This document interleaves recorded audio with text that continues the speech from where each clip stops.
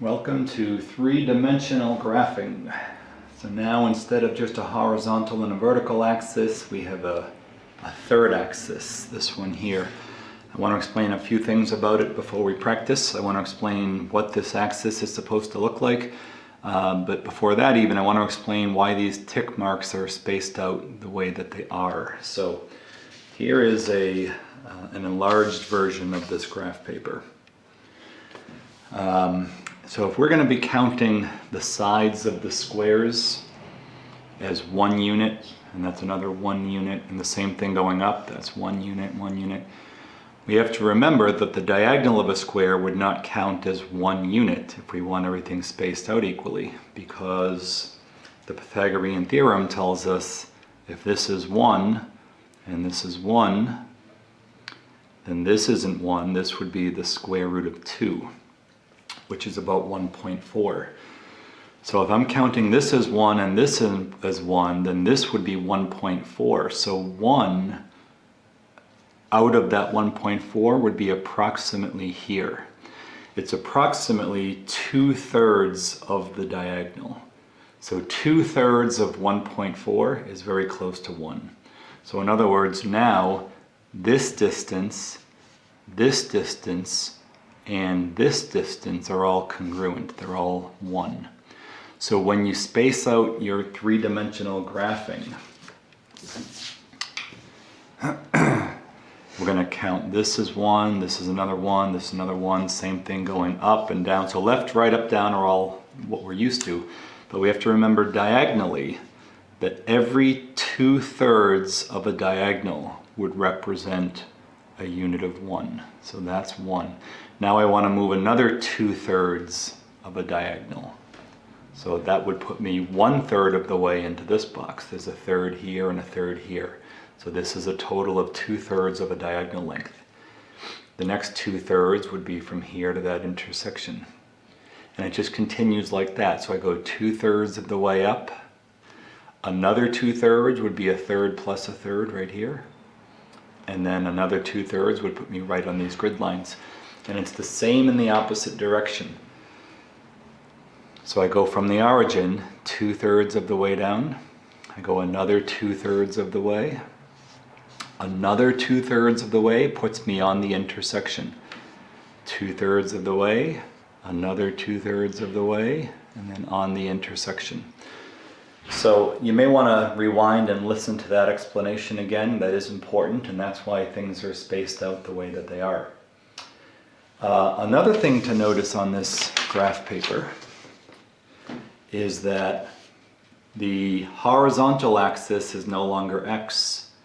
In three-dimensional graphing, the horizontal axis is y. I've looked into the history of this. I've yet to find a good explanation of why this is the way it's done. I wish I knew. But horizontal is the y-axis, so right is positive, left is negative.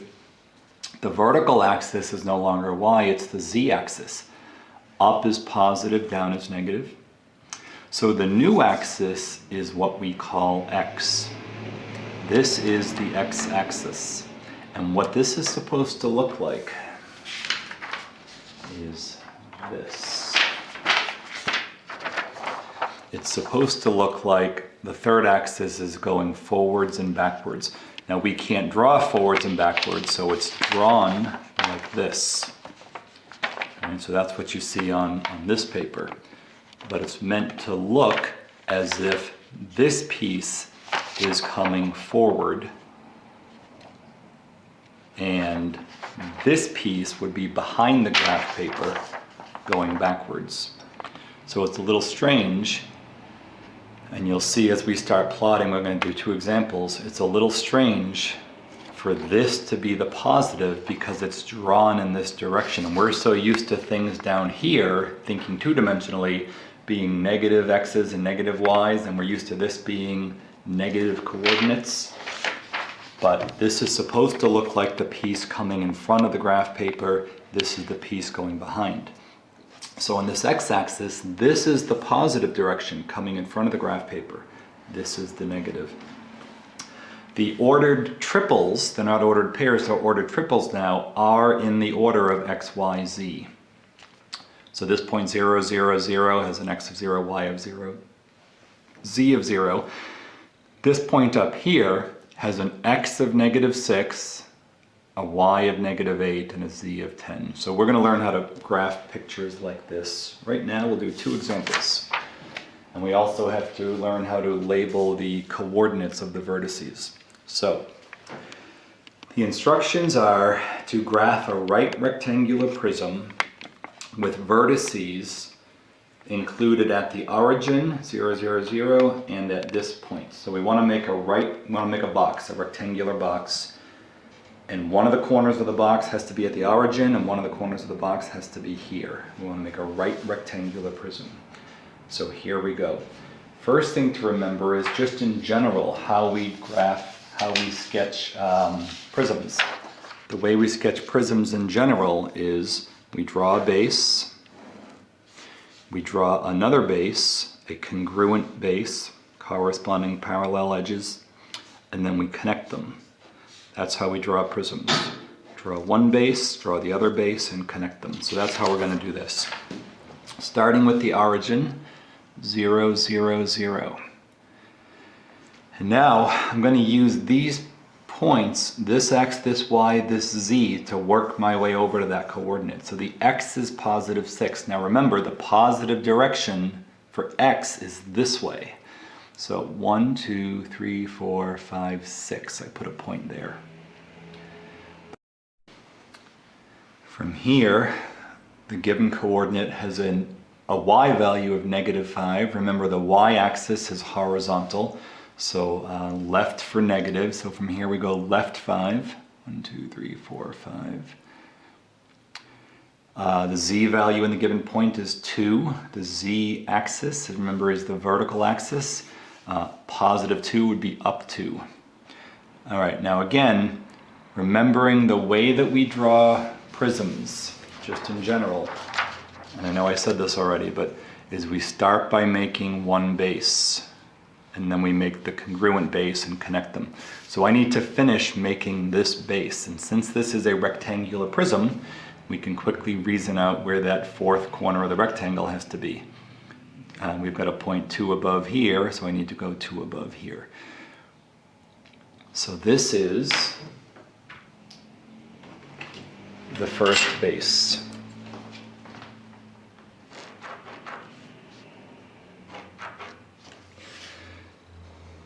Now the second base, based on the instructions, we have to include the origin as one of the vertices. So when I make my other rectangle, another 5 by 2 rectangle, I need to do it from the origin. There are 4 ways to do that. I could go left 5 up 2, right 5 up 2, right 5 down 2, or left 5 down 2. Only one of them is correct. The one that's correct is the one that corresponds with the y and z values in this given point. So from the origin, I want to go y -5, z +2. So here's the origin. I want to go y -5, which is left 5, z +2, which is up 2. And I want to finish making that rectangle. So this is the corresponding base. And we'll connect these.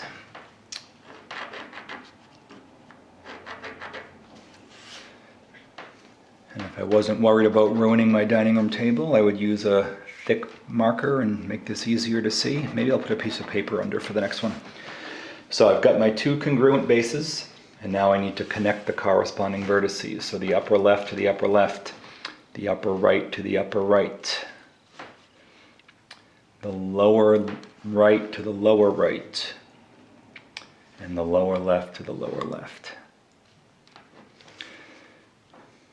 All right, so this is the picture, but we also have to identify where all the coordinates are, because that's going to be something your book's going to be asking you to do. I might have just kicked the camera. So what this is supposed to look like is that the rectangle, because we have a positive x, is sitting in front of the graph paper. So the back of the rectangle, the back of the prism is on the graph paper. That's this surface here.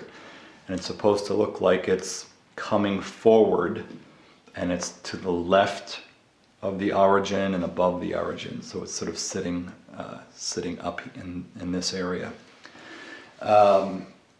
So you're also going to be asked to identify all the coordinates. So here's my suggestion. I would get the coordinates in the order we plotted them.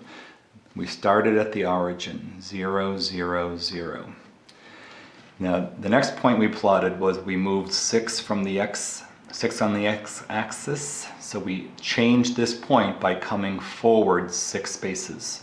So this is the same as this, except the x value changed. So instead of 0, 0, 0, it's going to be 6, 0, 0. This point is 6, 0, 0. Then we went to the left to get this point, which was 5 spaces to the left. The y value was -5. So this point is the same as this one, but 5 spaces to the left. So this point is 6, -5, 0. Again, I'm just using this point and realizing I need to move 5 spaces to the left, which means the y value decreases by 5. Now from here, we went up 2. So how does this point differ from this one? This point is 2 higher. So the z value needs to increase. We went up by 2. So I take these coordinates, I increase the z value by 2. This is 6, -5, 2. Which, by the way, that was the given point that we had to include, 6, -5, 2. Let's see, this point, there are 2 ways we can get this one. We could either say it's the same as this one, but 2 higher, so add 2 to the z value from here, 6, 0, 2. Or we could say this is the same as this, but it's 5 to the right. So add 5 to that y value, 6, 0, 2. Same answer either way. So this is 6, 0, 2. I'm writing it in the margin because it'd be hard to see on this graph paper. How about these 3 points? This one, well, I guess I'll do them in the order I plotted them. From here, I went left 5 when I was making this rectangle. So left 5 means change that y value, subtract 5. So this point is 0, -5, 0. This point is 2 higher than that one, so I'm going to change the z value by adding 2, 0, -5, 2. And this point is 2 higher than that one, so I'm going to take the origin and add 2 to the z value, and that's going to be 0, 0, 2. So there it is. There's the rectangular prism with these coordinates and all vertices identified. Gonna do one more, only because my videographer was hoping I would. So same instructions, just a different given vertex here, 4, 2, -7. All right, so we want to include the origin, there it is. -4 to -7. So -4 means go back 4 on the x-axis. Remember, on the x-axis, negative is this way. Back 4, 1, 2, 3, 4. Now you'll notice that this tick mark is sort of floating inside one of the boxes. So when I now move +2 on the y-axis, 2 spaces to the right on the y-axis, I want to move 2 boxes over, but I want to land in the same corresponding part of that box. So that point would be right about here. I don't want to go all the way over here because then I've moved more than 2 in the y direction. -7 for the z. The z-axis is the vertical, down 7. And again, same corresponding part of the box, 3, 4, 5, 6, 7. And now I want to finish making this rectangular base. So from here I have to go down 7. Now in a moment I'm going to grab my ruler and connect these points, but I'll get my ruler out when I'm ready to connect everything. So there's one base. So I've got a 2x7 rectangle. Now I need to go to the origin and make a congruent 2x7 rectangle. And the direction specifically I want to go is this y value is right 2, the z value is down 7. So from the origin, right 2, down 1, 2, 3, 4, 5, 6, 7. And then I finish off that rectangle. All right, so these are the 8 vertices I need. Let me see, maybe I can use a marker if I do this, save my dining room table. So let's see. I'll make the first base.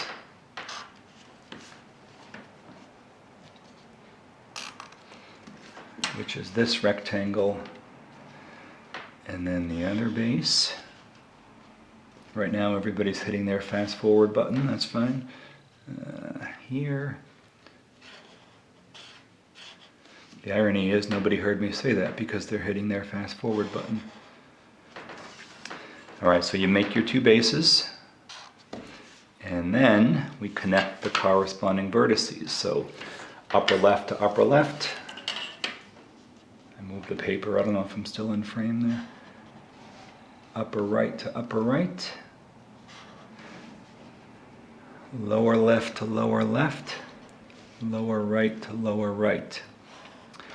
And I'm going to go through these vertices quickly because you can rewind and listen again.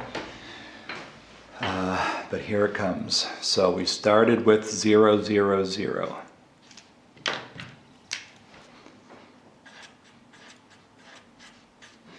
And then we went back 4, so this point is the same as the origin, but the x value decreased by 4. Then I went 2 to the right because the y value shows I need to increase by 2. So this point is the same as that one, but the y value increases by 2. So negative 4, 2, 0.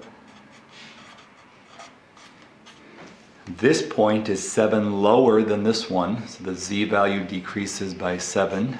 Negative 4, 2, negative 7, which was the given point that I needed to include it. This point is 2 to the left of this one, so I subtract 2 from this, or it's 7 below this one, subtract 7 from that z. Either way, this is going to be negative 4, 0, negative 7. And then on this rectangle, we already got the origin. This point is 2 to the right of it, so that changes the y value, increasing by 2.